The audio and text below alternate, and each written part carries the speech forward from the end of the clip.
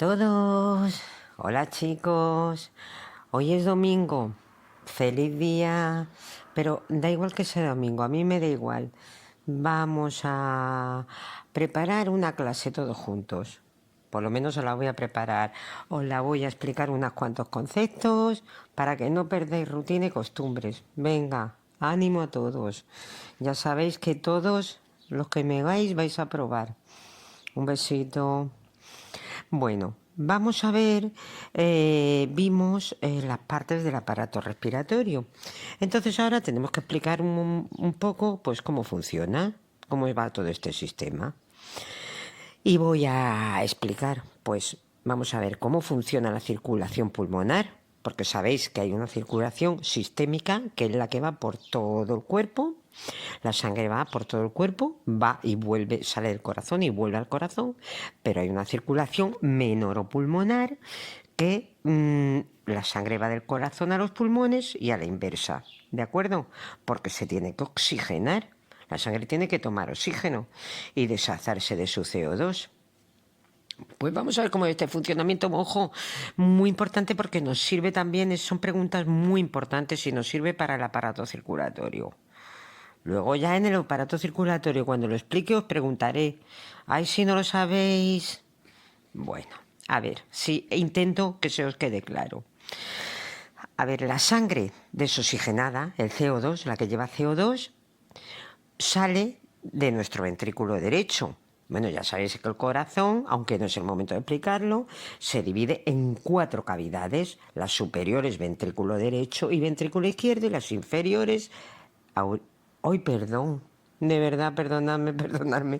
Las superiores, aurícula derecha y aurícula izquierda, y las inferiores, ventrículo derecho y ventrículo izquierdo. Bueno, pues la sangre sin oxígeno sale del ventrículo derecho por la arteria aorta. Acordaos que en otra clase os dije que la arteria, ¿vale?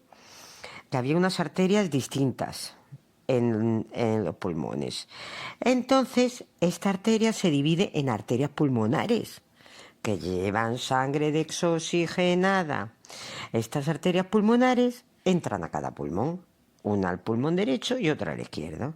Y dentro del pulmón se siguen ramificando hasta muchas ramitas cada vez más finas, hasta formar los capilares. Que los capilares forman parte de lo que os dije de la membrana alveolo capilar. Y aquí, muy importante, es donde se intercambian los gases, en los alveolos. Y entonces se intercambian y otra vez se van haciendo los vasos más grandes, hasta formar las venas pulmonares, que entran por la aurícula izquierda. Ya veréis qué fácil cuando esto lo explique.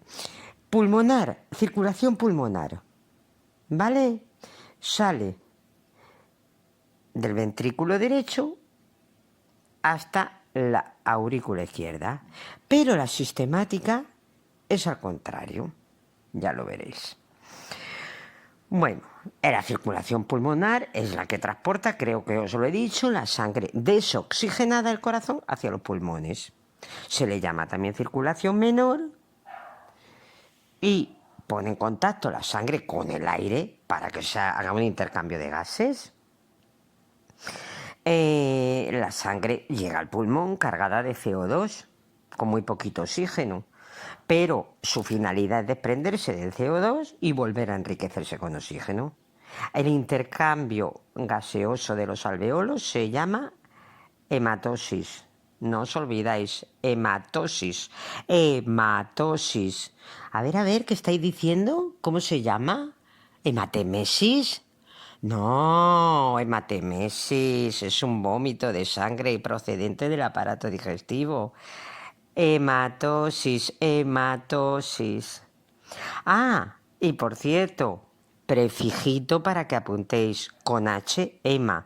Todo lo que empiece por hema es relativo a la sangre. Fácil. Cuando veáis esa palabra, una palabra con hema, ya por lo menos sabéis, uy, ojo, es referente a la sangre. ¿Vale? Venga, Pues seguimos. Esto yo entiendo que es un poquito difícil, pero bien explicado y bien entendido por vosotros que sois inteligentes, está hecho. A ver, ¿cómo funciona el pulmón? Seguimos explicando. Pues hemos explicado esa circulación pulmonar y cómo funciona. Pues ya hemos dicho que la hematosis es el intercambio de gases entre el sangre que llega del pulmón, entre la sangre que llega al pulmón, que viene de la parte derecha del corazón. El tejido del pulmón es elástico. ¿Por qué es elástico? Porque así puede contraerse o dilatarse. Y también se hace más elástico gracias a un agente tensioactivo que hay en el tejido del pulmón, que disminuye la tensión superficial, porque los agentes tensioactivos disminuyen la tensión de las cosas.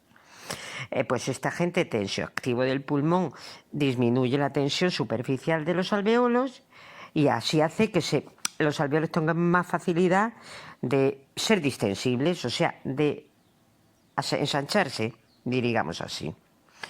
Bueno, pues vamos a saber que la fisiología pulmonar, la respiración, tiene dos fases. Inspiro, tomo aire, expiro, expulso el aire. ¿De acuerdo? ¿Cómo es la inspiración? Cojo el aire. Pues un proceso activo. ¿Por qué dice que es activo? Porque tengo que hacerlo con fuerza, lo hago, lo pienso, lo hago. No me sale solo. ¿Y por qué es? Pues gracias a que se contraen el diafragma y los músculos que tengo en los costales, a los músculos intercostales. Así, con esto, el aire entra en los pulmones y se llena de aire. Ojito, ¿cuándo entra el aire en los pulmones? Cuando la presión pulmonar es menor que la de la atmósfera, que la de la calle, si dijéramos. ¿Cuándo sale el aire de los pulmones? Pues al contrario, ¿vale? Cuando es menor la presión pulmonar, la presión del aire de la calle. Claro, la presión empuja, hace fuerza, ¿vale? Entonces, seguimos hablando de la inspiración. Inspiro, estoy cogiendo aire. Inspiro. ¿Qué pasa con el diafragma? Acordaos, pregunta de examen, ¿qué es el principal músculo de la respiración? Pues la contracción al contraerse el diafragma desciende. Al descender, pues en mi tórax hay más capacidad, hay más cabida, hay más hueco para meter el aire. Y también al contraerse los músculos laterales o los intercostales, pues se eleva mis costillas y también aumenta la capacidad de mi tórax. Meto el aire, ¿vale? Proceso contrario, expiración. Expulso el aire. ¿Por qué? Porque la presión pulmonar es mayor que la atmosférica. Tengo más fuerza dentro del pulmón y lo expulso. Pero este proceso es pasivo. ¿A qué me hace? No tengo que hacer fuerza para echar el aire. No, si quiero me sale sola. Pues, ¿y gracias a qué es? Pues a que se relajan los músculos de la respiración. El diafragma se eleva y las costillas descienden, estas intercostales que dijimos. Así el aire, pues se va del pulmón. No se expulsa todo el aire, siempre queda un aire que ahora veremos. Pues, ¿qué más decíos? Solo esto cambia en EPOC. ¿Qué dijimos que era la EPOC? Pero esto ya lo veremos. Enfermedades pulmonares obstructivas crónicas, EPOC. ¿De acuerdo? Que aquí, en las EPOC, cuando nosotros tenemos problemas de respiración, en EPOC, los que funcionan no son los músculos normales, intercostales, diafragmáticos, no. Entonces, aquí en la expiración, los que trabajan son los músculos abdominales y los intercostales internos. Mal, pero esto mal. En resumen, ¿cuáles son los principales músculos de la inspiración? El esternocleidomastoideo, los serratos, todos los serratos, los pectorales, el subclavio y los músculos escalenos. ¡Ánimo! Venga, importante, esto tiene que quedar muy claro. Vamos a hablar de volúmenes pulmonares. de volúmenes pulmonares. O sea, los volúmenes de aire que entran y salen del pulmón con los movimientos de la respiración. Vale, ¿cuáles tenemos? Que tengamos que aprender. Pues tenemos la frecuencia respiratoria. ¿Qué es la frecuencia respiratoria? Pues el número de veces que respiramos en un minuto. De 12 a 18 veces es lo normal. Y esto se le llama eupnea. ¿Vale? Prefijito para apuntar, eupnea. El prefijo eup, eup, significa normal. Todo lo que tenga la eup es algo normal. Dentro puede ser de la respiración, de la circulación, de lo que sea, cuando lo veamos en medicina. Siempre la frecuencia respiratoria es mayor en niños, en recién nacidos y en ancianos. Por ejemplo, en recién nacidos sería de 30 a 40. Vale. ¿Qué es el volumen respiratorio por minuto o podemos llamarlo la ventilación pulmonar? Pues, lógicamente, en la cantidad o volumen de aire que entra y sale en el aparato respiratorio en un minuto. Como en cada inspiración, cada vez que tomo aire, en mi pulmón entra medio litro, pues el volumen respiratorio por minuto, ¿cuál será? Multiplicamos cada vez que me entra medio litro por 12 respiraciones por minuto, que es lo normal, la más normal, y me da 6 litros, ¿vale? En un minuto me entran 6 litros. Creo que queda claro. ¿Qué es el volumen corriente? Pues la palabra dice corriente, pues la cantidad de aire que entra y sale de mi pulmón en una respiración normal, cuando estoy en reposo. Ni soy un deportista, ni estoy corriendo, ni nada de eso. También se llama volumen de ventilación pulmonar o volumen basal. Sería de medio litro. ¿Qué es el volumen de reserva expiratorio? Expiratorio. Pues mirad, la cantidad máxima de aire que puede expulsar mis pulmones al final de una expiración normal.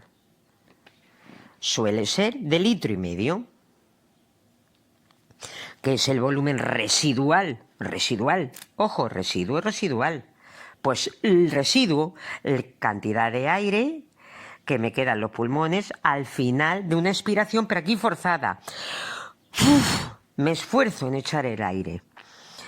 Ojito, es de 1,2 litros a 1,5 litros, porque en cada libro pone cosas distintas. Por eso no creo que os pregunten con exactitud todo esto, porque serían preguntas a veces impugnables. Vale, quedaos con que el volumen residual de 1,2 a 1,5 litros. ¿Por qué se tiene que quedar residuo de aire en los pulmones? Porque se colapsarían y moriríamos. A ver, los alveolos se arrugarían y se encogerían. Se quedaría hecho como una pasa el pulmón. Otro volumen, que es el volumen inspiratorio de reserva. Mirad, la cantidad máxima, o sea, la mayor cantidad de aire que yo puedo introducir en los pulmones míos al final de una inspiración normal, al final de que coja aire normalmente, normal, no lo hago forzado. Suele ser de 2,5 litros. ¿Vale, chicos? Venga, ¿os ha quedado claro? Estos son los volúmenes. Vamos con las capacidades. Venga. Muy claro, por favor, reoírlo, reescucharlo, escribirlo, es la manera de que se quede. Esta pregunta parte por partes, esquemática, os aconsejo los esquemas y los organigramas. O sea, que de una cosa central salgan todas las demás, con flechas, con muchos colores, con colores que nos animan además la vida. Ahora no podemos, cuando podamos nos compramos muchos colores fluorescentes y de todas las clases y distinguimos, ¿vale? Venga, vamos con las capacidades, que es la capacidad inspiratoria. Estoy cogiendo aire, pues la cantidad máxima que yo puedo inspirar, o sea, de aire que puedo coger tras una expiración normal, o sea, tras haberlo echado. ¿De acuerdo? Y se mide como, el volumen de ventilación pulmonar más el volumen residual inspiratorio, que sería igual a medio litro más 2,5 litros. Todo esto no creo que lo pregunten. Sabe de concepto y punto. Y lo demás no quiero liaros con las... A ver, con las iniciales. Si queréis, lo voy a dejar en un cuadrito. Cuando lo suba, lo voy a dejar en una foto, ¿de acuerdo? Venga, ¿qué es lo mejor? Os vais a liar si no. Bueno, hemos hablado de capacidad inspiratoria. ¿Cuál es la capacidad funcional residual? Pues el volumen de aire que me queda en los pulmones al final de una expiración normal. O sea, al final de que yo expulse, eche el aire normalmente, me queda, ¿verdad?, siempre aire en los pulmones. Pues es 2,5 litros. He visto temarios en los que pone 3. Ya sabéis lo que pasa con esto. ¿Qué es la capacidad pulmonar total? Pues el volumen de aire que hay en el pulmón al final de que yo haga una inspiración forzada, o sea, que me fuerce a coger aire. Suele ser de unos 5,5 a 6 litros. ¿Qué es la capacidad vital? Pues la capacidad máxima que yo puedo eliminar tras llenar al máximo los pulmones. Uy, perdón. Perdón. Inspiro, me lleno de aire al máximo. Pues la cantidad máxima que queda tras eliminar, al eliminar después de llenar así al máximo mis pulmones, la capacidad vital. ¿Vale? O lo que es lo mismo, la máxima cantidad de aire que puede expulsar después de una inspiración forzada. La capacidad vital se mide con una técnica que se llama espirometría, con un espirómetro.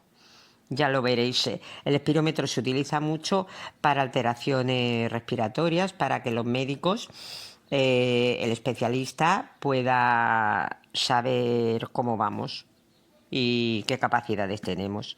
Bueno, la capacidad vital suele ser de 4,5 litros, que es el espacio muerto anatómico. Pues el volumen de aire que ocupan las vías respiratorias durante la respiración, pero que no va a llegar a los alvéolos pulmonares. O sea, es un aire que se queda ahí en mis vías respiratorias porque se tiene que quedar, pero nunca llegar a los alvéolos. Y sería más o menos de 0,15 litros. ¿Vale, chicos? ¿Os queda claro? Esta pregunta es muy liosa, yo lo entiendo, y muy difícil, pero haceros esquemitas y os pondré fotito para que lo veáis en mi portal, ¿vale? En el canal de YouTube. Acordaos, si os gusta mucho, solo si os gusta, de darle a me gusta, que llegue a mucha gente. Me gustaría que en esta crisis que estamos pasando, de la que todos podemos y vamos a salir, que aportar un granito de arena. Es la manera de que sea aportarlo, ¿vale? Y porque veo que mucha gente lo está aportando de muchas maneras. Muchas gracias a todos. Venga, ánimo. Os voy a seguir esta... Perdón, eso es más difícil, lo que hemos visto.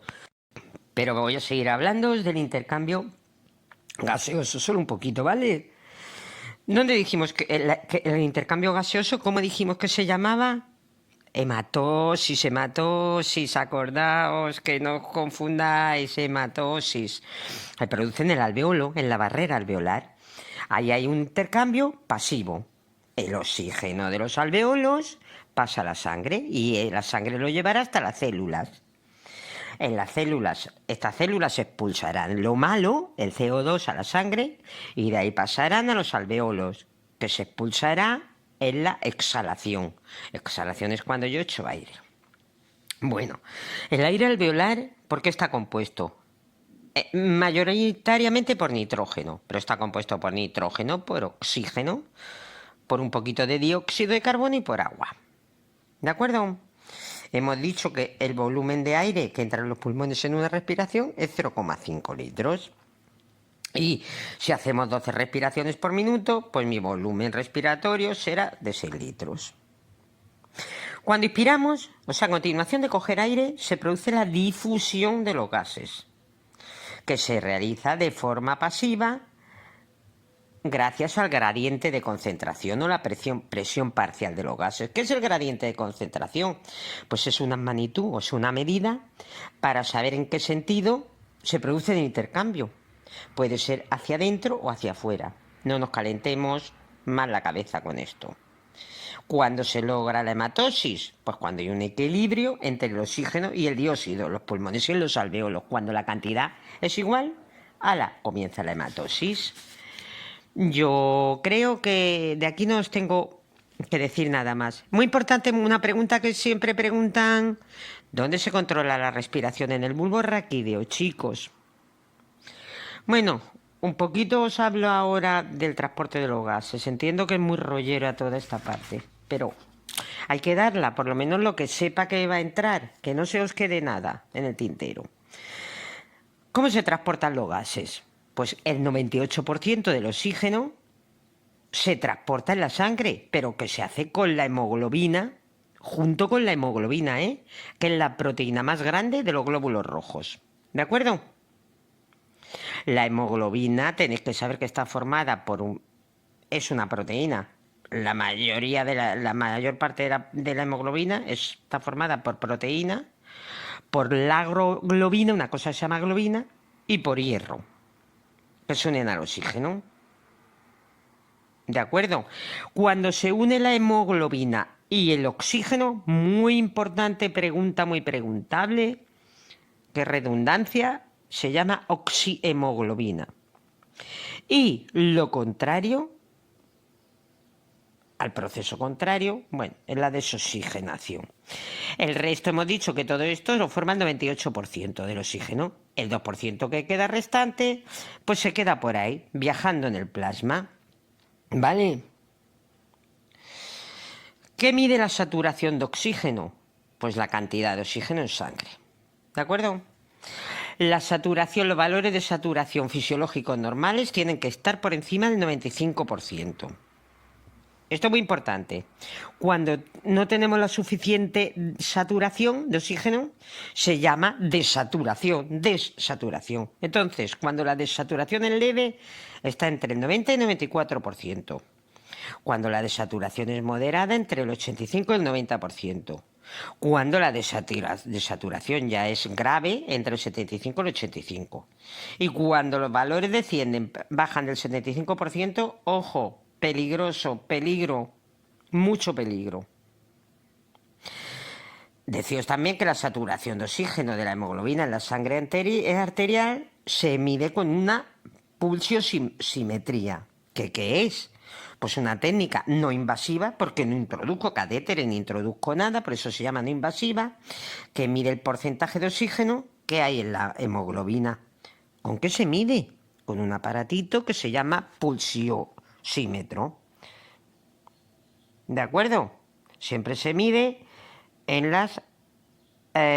siempre es hablando de la arterial. Y este aparato produce longitudes de onda, y por eso se mide. ¿Vale? También se podría hacer, vamos a verlo ahora, cómo se hace. Si no medimos el oxígeno, la saturación con la pulsiosimetría, lo hacemos con una técnica invasiva que se llama gasometría. Esta sí que es invasiva. ¿Qué es la gasometría?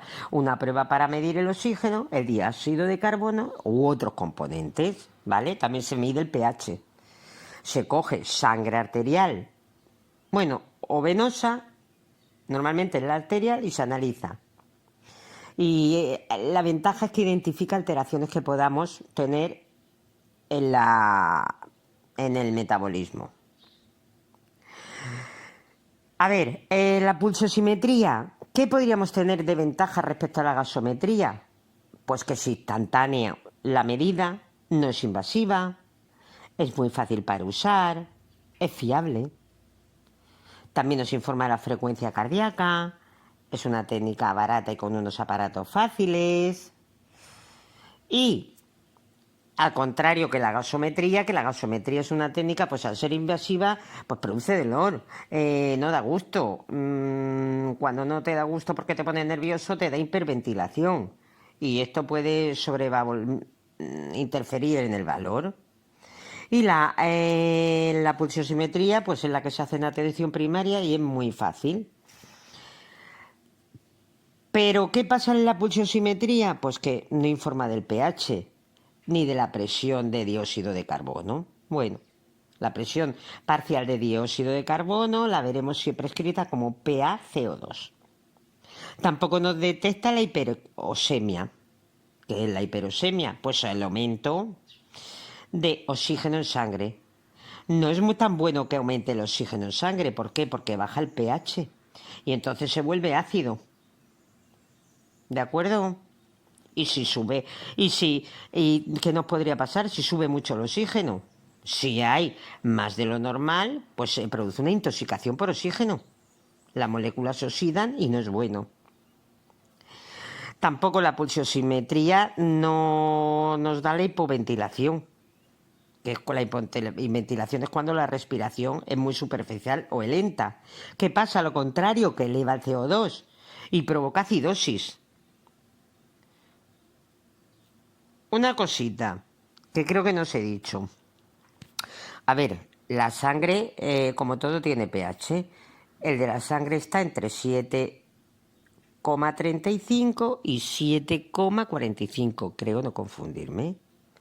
Si es por debajo, es acidosis, y si fuera por encima, alcalosis. Mirad qué regla termotécnica utilicé yo para aprendérmelo, para los pHs. Pues por debajo, acidosis. La que menos es la primera letra, o sea, la A, uno es acidosis y una es ácido y otro es alcalino. Pero después de la A de ácido y de alcalino, en una va la C y en otra va la L. En el alfabeto, la C va antes que la L. Por lo cual yo digo, la primera, más bajo, la primera letra, la C, más alto, la L. Una cosita, perdón, estoy un poco así, tanto hablar. No confundáis entre hipoxemia e hipoxia. Muy importante, hipoxemia. Hipo siempre será por debajo, eso hasta ahí llegamos. Pero la hipoxemia es la disminución de la presión parcial de oxígeno en sangre arterial, que es cuando en menos de 60 milímetros de mercurio, porque se mide con milímetros de mercurio, y la hipoxia es la disminución, pero de la difusión de oxígeno entre los tejidos y las células. ¿Vale? No es lo mismo hipoxemia que hipoxia. Hipoxemia, disminución de la presión parcial del oxígeno en la sangre arterial. Hipoxia, disminución de la difusión del oxígeno entre el tejido y las células. ¿Vale? No os confundáis. Decíos también que hay una respiración, las células respiran. Lógicamente, claro que sí. La célula es la unidad más pequeña con vida, pues respira igual que yo. Si no respiran mis células, no respiro yo. La respiración celular también se llama respiración interna y es el conjunto de reacciones bioquímicas. Bio, cuando digo bio, es de vida, de persona, de cuerpo humano, de vida, de cuerpos. Bueno, pues la respiración celular o interna es el conjunto de reacciones bioquímicas por las que algunos compuestos orgánicos se oxidan y entonces se convierten en inorgánicos. ¿Y qué hacen al oxidarse y convertirse los orgánicos en inorgánicos? Pues que proporciona la energía a la célula para que viva. ¿De acuerdo? Para que la célula viva, coma y se nutra. Con esto hemos terminado esta clasecita. La próxima es las patologías más interesantes y más importantes y fundamentales del aparato respiratorio. Gracias a todos. Espero estar ayudando mucho. Por favor, darle a me gusta si de verdad os gusta mi canal. Gracias.